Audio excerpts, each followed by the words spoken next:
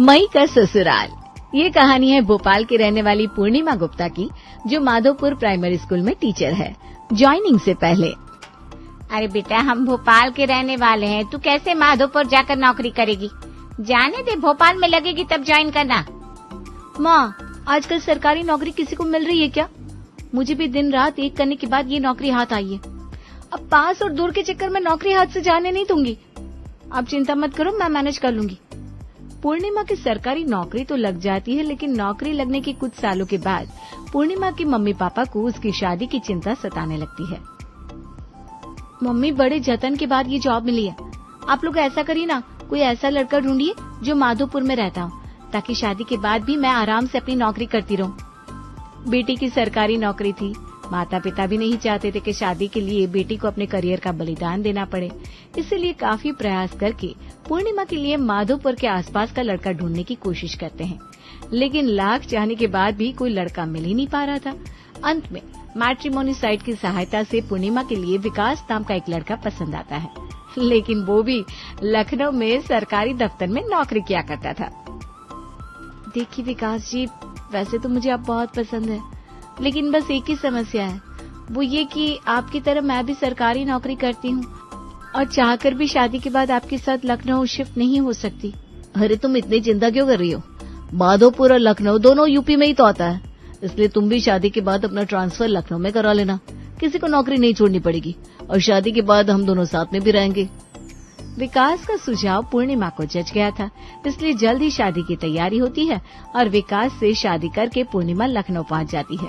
किसी तरह पापड़ बेलने के बाद पूर्णिमा का ट्रांसफर लखनऊ के लिए हो जाता है। बेटा, तुम दोनों यहाँ शहर में रहकर आराम से नौकरी करो, हमारा आशीर्वाद हमेशा तुम्हारे साथ है। हाँ, बस एक बात का मलाल रहेगा कि बहू के होने के बाद भी बहू का सुख नहीं भोग पाएंगे हम कभी। हमारी किस्मत में तो सारी उम्र खुद ही रोटियां पकाना लिखा है। सब किस्मत की बात है बेटा, हर किसी को ऐसा नसीब थोड़ी ना मिलता है कि बुढ़ापे में बहुएं उनकी सेवा करें। अरे माँ, क्यों चिंता करती हो? और अगर आपके मन में बहू से सेवा कराने की इच्छा है तो छोड़िए ना गांव के मकान का मोह, यहीं लखनऊ में आकर हमारे साथ रहिए। इससे अच्छी बात और क्या हो सकती है कि पूरा परिवार एक साथ मिलजुल कर एक ही छत के नीचे रहे। अरे नहीं विकास बेटा, हम गांव के लोग हैं, अपना घर आंगन मिट्टी छोड़कर तुम्हारे साथ शहर में क्या करने आएंगे? और फिर बेटा, तुम और बहू तो पूरा दिन अपने अपने नौकरी में व्यस्त रहोगे। हम बूढ़े बूढ़िया वहाँ शहर में क्या तुम्हारे दरवाजे की चौकीदारी करेंगे? यहाँ गांव में हमारे खेत खलियान है, गाय भैंस जानवर है, उनके साथ समय पास हो जाता है हमारा। ठीक है पिताजी, जैसी आपकी इच्छा। और फिर आप लोग क्यों फिक्र करते हैं? जैसे ही हम लोगों को छुट्टी मिलेगी, हम लोग समय समय पर आपसे मिलने के लिए आया करेंगे। हाँ बेटा, ठीक है, खुश रहो, फलो फूलो, हमारा आशीर्वाद तुम्हारे साथ है। शादी को पूरे 10 दिन बीत गए विकास, मेरी छुट्टियां खत्म हो रही हैं और वैसे भी ट्रांसफर के बाद पहली बार मैं यहाँ ज्वाइन कर रही हूँ। मुझे तो समझ में नहीं आ रहा मैं सब कुछ मैनेज कर पाऊंगी या नहीं। अरे भाई, इतना टेंशन क्यों ले रही हो? कोई नई नौकरी थोड़ी ना लगी है तुम्हारी, सिर्फ ट्रांसफर हुआ है। जैसे इतने सालों से माधोपुर में बच्चों को पढ़ा रही थी, वैसे ही लखनऊ में पढ़ा देना, क्या फर्क पड़ता है? हाँ, वो तो ठीक है। चलिए आज से जल्दी सोने की आदत डाल लेते हैं। आपको पता है ना, स्कूल में पढ़ाने वाली टीचर्स की सुबह 4 बजे ही हो जाती है, इसलिए हमें रात में भी थोड़ा पहले ही सोना पड़ता है। लखनऊ में स्कूल ज्वाइन करने के बाद एक बार जो भाग दौड़ भरी जिंदगी शुरू हुई, उसके बाद तो मानो पता ही नहीं चला कब दिन महीने साल गुजरते चले गए। इसी भागम भाग के बीच में पूर्णिमा 2 प्यारे प्यारे बच्चों की माँ बन जाती है। बाकी सब तो कुशल मंगल चल रहा था, लेकिन एक समस्या थी, और वो ये थी कि उसकी नौकरी के कारण वो अपनी माँ और सास दोनों की इच्छाओं की कसौटी पर खरी नहीं उतर पा रही थी। एक तरफ माँ अपनी इकलौती बेटी को मिलने के लिए बुलाने को जतन करती रहती, दूसरी ओर सास बहू को तरह तरह के बहानों से गांव बुलाकर सेवा कराने की ताक में लगी रहती। और इस तरह बेचारी पूर्णिमा मायके, ससुराल और नौकरी नाम के 3 पार्टों के बीच पीस रही थी। शादी के कुछ साल बाद पूर्णिमा की जुड़वा बेटियां मीरा और राधा अब 8 साल की हो चुकी हैं और उन्हें समझ में आने लगा है कि नानी दादी के घर जाने के अलावा भी दुनिया में और जगह है जहां घूमने के लिए जा सकता है। मम्मा, स्कूल से नोटिस आया है, नेक्स्ट वीक में हमारे स्कूल समर वैकेशन के लिए बंद हो जाएंगे। आपको पता है, मई के सेकंड वीक से ही समर वैकेशन शुरू होते हैं, जो पूरे 1 महीना चलते हैं। मम्मा मैं बहुत एक्साइटेड हूँ। मुझे इस बार अपने समर वैकेशन को एकदम स्पेशल बनाना है, ढेर सारी मेमोरी इकट्ठी करनी है और अपने फ्रेंड्स के साथ शेयर भी करना है। बात तो तू ठीक कह रही है बेटा।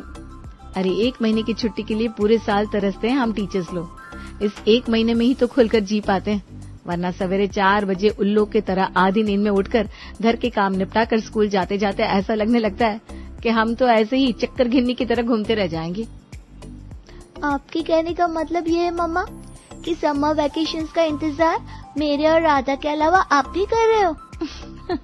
हाँ भाई, हम क्यों नहीं करेंगे समर वैकेशन का इंतजार।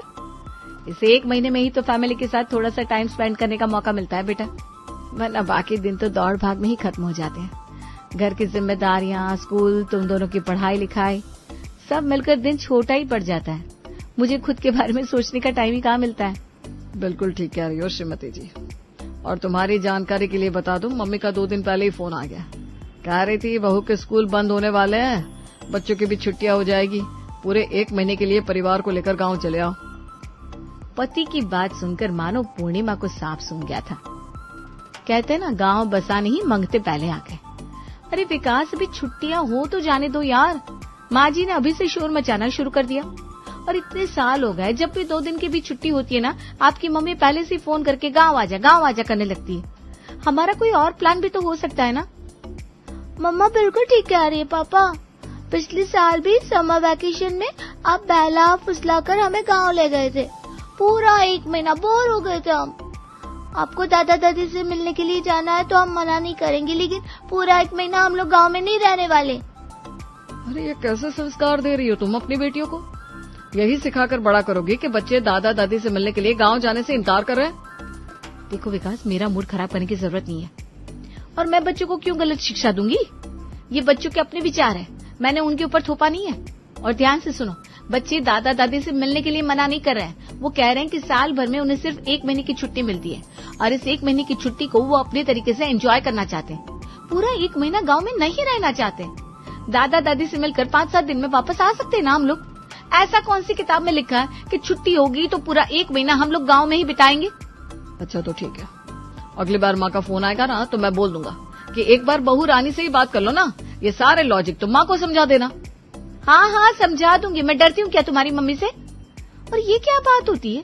शादी को 10 साल होने वाले, सारी जिंदगी इंसान सिर्फ दबाव में जीता रहेगा क्या? साल के 11 महीने नौकरी में जिंदगी खराब करो, 1 महीना जीने के लिए मिलता है, उसमें भी इनकी माताजी दबाव बनाना शुरू कर देती है। पूर्णिमा गुस्से में बड़बड़ाते हुए रसोई में जाकर डिनर की तैयारी करने लगती है। मम्मा अब पापा के साथ झगड़ा मत करो प्लीज।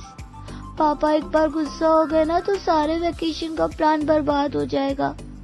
आप प्यार से पापा को मना लो ना। इस बार हमें सच में गाँव नहीं जाना। आपको पता है, हर बार वेकेशंस के बाद जब हम लोग स्कूल जाते हैं तो सारे बच्चे अपने वेकेशंस की फोटो मेमोरी शेयर करते हैं। वेकेशंस में कोई पहाड़ों पर घूमने जाता है, कोई बीच पर। वो आर्यन है ना, वो तो पिछले समर वेकेशन में अमेरिका घूम कर आया, और हमें तो आप लोग आज हरिद्वार तक भी नहीं लेकर गए। हमें भी घूमने जाना है। राधा बिल्कुल ठीक कह रही है मम्मा।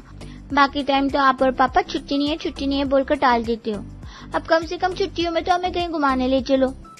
हाँ बेटा, तो मैं कब मना कर रही हूँ? ये बात तुम जाकर अपने पापा से कहो ना।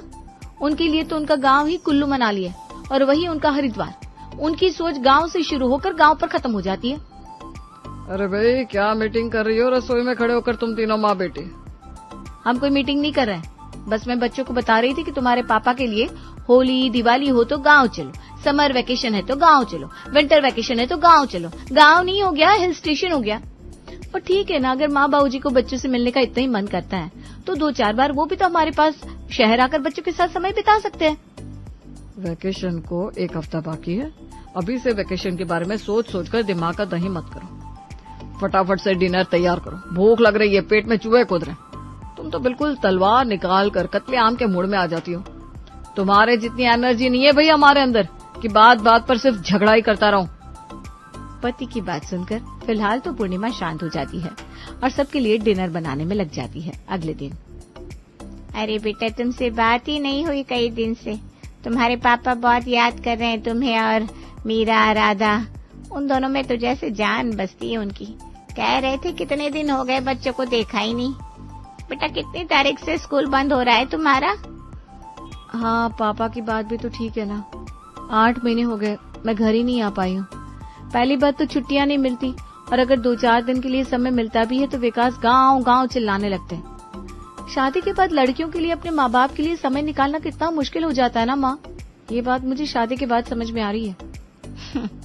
तभी तो बेटा लड़कियों को दूर ब्याहने में माँ बाप का कलेजा धक धक करता है। अरे, नजदीक रहने वाली लड़कियां भी चाहने पर माँ बाप की शक्ल नहीं देख पाती। ससुराल में 100 जिम्मेदारियां होती हैं, जकड़ कर रह जाती हैं लड़कियां। और फिर तू तो दूसरे देश ब्याह कर गई है बेटा। मम्मी, क्यों ऐसी बातें करके अपना और मेरा दिल दुखी करती हो? आपको पता है ना, मैं अपनी तरफ से पूरी कोशिश करती हूँ। बड़ा मुश्किल हो जाता है मेरे लिए भोपाल आना। जब भी मेरी सासू माँ को पता चलता है ना कि मेरी छुट्टियां हैं और मैं गांव के बजाय भोपाल जा रही हूँ, उनका मुंह फूलकर गुब्बारा हो जाता है। कभी कभी तो लगता है मैं ससुराल, मायके और नौकरी के बीच में पिस कर रह गई हूँ। दिन रात मेहनत कर रही हूँ, लेकिन किसी को खुशी नहीं रख पा रही हूँ मैं। सबको शिकायतें हैं। बच्चियां भी खुश नहीं रहती, हर समय शिकायत करती है कि मैं उन्हें समय नहीं देती। अरे बेटा, तू अपना दिल दुखी मत कर। मेरे कहने का ये मतलब नहीं था। मैं माँ हूँ ना, इसलिए मन कभी कभी भारी हो जाता है। अच्छा, छोड़ बाकी बातों को। तू ये बता, गर्मियों की छुट्टियों में तो थोड़ा समय निकालेगी ना अपने मम्मी पापा के लिए? अब तेरे अलावा और किसका रास्ता देखे? तुझे तो पता है इकलौती बेटी है तू हमारी, और मुझसे ज्यादा तेरे पापा की सांस अटकी रहती है अपनी बेटी में। मैं कोशिश करूंगी माँ, अभी कुछ वादा नहीं कर सकती। घर में जितने लोग हैं ना, उतनी तरह की बातें हो गई है। सबकी चॉइस अलग है और सबका अपना अपना कारण भी है। समझ में नहीं आता किसकी बात माने। घर पहुंचकर, विकास, तुमसे खास बात करनी थी। मम्मी का फोन आया था, कह रही थी 8 महीने से तू घर नहीं आई, पापा की तबीयत भी आजकल ठीक नहीं रहती, बच्चों को बहुत याद कर रहे हैं। मैं सोच रही हूँ इस बार छुट्टियों में मैं मम्मी के यहाँ चली जाती हूँ। और वैसे भी गर्मी की हालत देख रहे हो, इतनी गर्मी में गांव में बच्चे बहुत परेशान हो जाते हैं। हम पैसा खर्च करके वहाँ कूलर, एसी लगवा भी ले तो लाइट की इतनी प्रॉब्लम रहती है कि चाह कर भी कुछ नहीं कर सकते। पूरा 1 महीना रो रो के बीतता है बच्चों का वहाँ पर। बात तो तुम्हारी ठीक है, मम्मी पापा वहीं रहते हैं, उसी माहौल में ढल गए हैं। बच्चों को यहीं के माहौल की आदत हो गई है। गर्मी तो वैसे अब मुझसे भी बर्दाश्त नहीं होती, बच्चे क्या बर्दाश्त करेंगे। तुम्हारे यहाँ एसी लगा है और लाइट की समस्या भी नहीं है। वहां जाएंगे तो बच्चे भी परेशान नहीं होंगे। वो सब तो ठीक है, लेकिन माँ जी को क्या समझाएंगे? वो तो बवाल कर देंगी अगर उन्हें पता चल गया कि मैं गांव जाने के बजाय भोपाल अपने मायके जा रही हूँ। इसी बात का तो मुझे भी डर है पूर्णिमा। वैसे तो मम्मी को समझाना बहुत मुश्किल है, लेकिन फिर भी मैं बात करने की कोशिश करता हूँ, क्योंकि सच तो यही है कि बच्चे भी गांव जाना नहीं चाह रहे। विकास, 3 हिस्सों में बट गई हूँ मैं। बच्चे तो मम्मी के यहाँ भी नहीं जाना चाहते। वो तो चाहते हैं कि अब वो दादी और नानी के घर से निकलकर दुनिया देखें, नई नई जगह को एक्सप्लोर करें। और देखा जाए तो उनकी बात भी अपनी जगह बिल्कुल ठीक ही है ना। इस तरह तो कुएं के मेढक बनकर रह जाएंगे। घर से बाहर निकलना, नई जगह को देखना, ये सब भी बहुत जरूरी होता है लाइफ के लिए। देखते हैं, माँ से बात करने के बाद शायद कुछ सोल्यूशन निकला है। तुम बच्चों को समझाने की कोशिश करो कि वो भोपाल जाने के लिए तैयार हो जाए, और मैं मम्मी को समझाने की कोशिश करता हूँ कि इस बार तुम्हें भोपाल जाने दे। हो सकता है सबकी किसी एक जगह जाने की बात पर सहमति बन जाए। विकास को जितना आसान लग रहा था, ये सब उतना आसान नहीं था। जैसे विकास ने अपनी माँ से गांव न आने के बारे में बात की, उसकी माँ सिरे से उखड़ने लगी। अरे, मैं जानती हूँ इन आजकल की लड़कियों को। 2 दिन सास को बनाकर खिलाना पड़ जाए तो इन्हें अपनी दादी नानी याद आ जाती है। साल भर तो अपनी मनमानी से जीते ही हो ना तुम लोग। कब जाते हो, कहाँ जाते हो, मैं कौन सा पूछने के लिए आती हूँ। एक छुट्टी का ही तो समय होता है जब आस होती है हमें कि हमारे बच्चे हमारे साथ आकर थोड़ा समय बिताएंगे, लेकिन तुम तो उसमें भी सिर्फ और सिर्फ बहाने बनाते हो। बहाने जैसे कोई बात नहीं है माँ। पिछले साल भी बच्चों की गर्मी के कारण तबीयत खराब हो गई थी। आपको पता है ना गांव का हाल कैसा है। और मैं मना नहीं कर रहा हूँ, हम लोग आएंगे, लेकिन 1 हफ्ते में वापस लौट जाएंगे। लंबा रखने का नहीं हो पाएगा इस बार। तो ठीक है, तू ऐसा कर, 1 हफ्ते के लिए यहाँ ना, और उसके बाद वापसी में मैं तुम्हारे साथ चलूंगी। तेरे यहाँ तो खूब बिजली आती है ना, दोनों कमरों में एसी भी लगा हुआ है, वहीं पर पूरा महीना बच्चों के साथ समय बिताऊंगी। इतनी आसानी से तेरे बीवी को बचने का मौका नहीं देने वाली मैं। अब बेचारा विकास बुरी तरह से फंस चुका था। अपनी माँ को लखनऊ आने से इनकार भी नहीं कर सकता था, इसीलिए परेशान होकर वो फोन काट देता है। दूसरी तरफ मीरा, राधा, मैं ये कह रही थी कि तुम्हारी दादी और नानी दोनों ही लखनऊ से दूर रहती हैं। अब वैकेशन के टाइम पर ना दोनों की इच्छा है कि हम उनके साथ समय बिताएं। पापा दादी से बात कर रहे हैं, हम लोग एक वीक के लिए दादी के यहाँ चलेंगे और फिर उसके बाद थोड़ा टाइम नानी के यहाँ बिताएंगे। और हमारी ट्रिप का क्या होगा मम्मा? अरे बेटा देखो, अभी ना ट्रिप पर जाने का बजट नहीं है।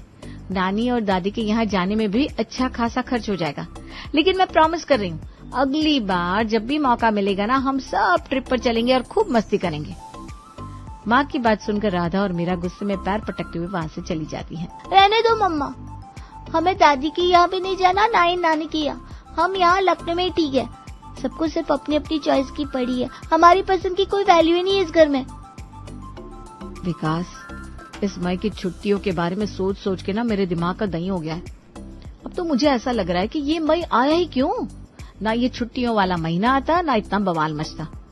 आज लास्ट वर्किंग डे है, मैं स्कूल जा रही हूँ, आकर बात करते हैं। कल से तो छुट्टियां लगने वाली है।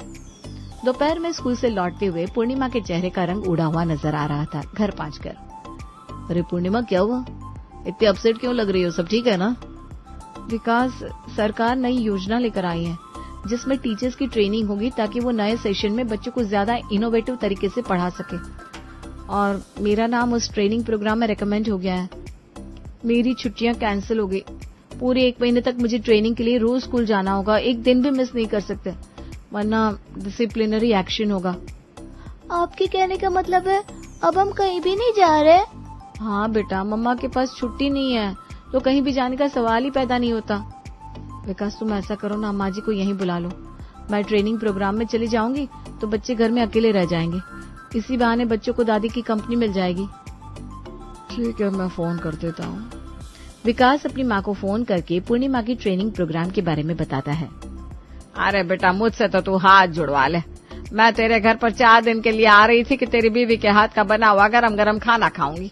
उल्टा तेरी लुगाई मुझे ही चौकीदारी करने के लिए बुला रही है। मुझसे ये सब ना होगा बेटा, तो अपना देख ले, हम यहाँ गाँव में ही ठीक है। पूर्णिमा, माँ तो आने से मना कर रही है। तुम्हारे मम्मी पापा का भी तुमसे मिलने का बहुत मन था ना। देख लो, अगर वो आना चाहे तो उन्हें यहाँ बुला लो, तुम तो जा नहीं पाओगी। बेटा वैसे तो तू यहाँ आती तो हमें ज्यादा अच्छा लगता, लेकिन अब बच्चों की देखभाल वाली बात है तो ठीक है, मैं आ जाती हूँ। और अंत में मई के महीने का सोल्यूशन निकल ही जाता है। पूर्णिमा अपनी ट्रेनिंग पर फोकस करती है और बच्चे नानी के साथ मौज मस्ती करते हुए अपनी छुट्टियां बिता लेते हैं।